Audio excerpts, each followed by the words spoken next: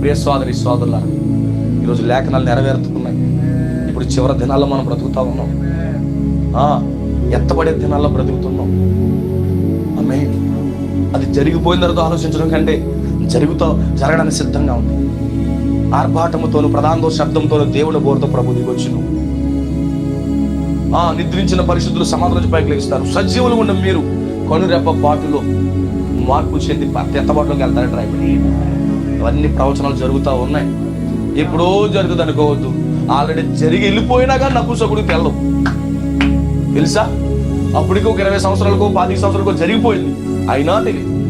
ఈరోజు కూడా అనేక లేఖనాలు మన కళ్ళ ముందు జరుగుతున్నా కానీ మనము తప్పిపోతా ఉన్నాం. బ్రదర్స్ అండ్ సిస్టర్స్, తప్పనిసరిగా లేఖనములు మాకు అర్థం అవ్వాలి. దానికి పరిశుద్ధాత్మ సహాయం చేయాలి. ఈ ఫిలిప్పు బోధించాడు, సరైన మార్గంలో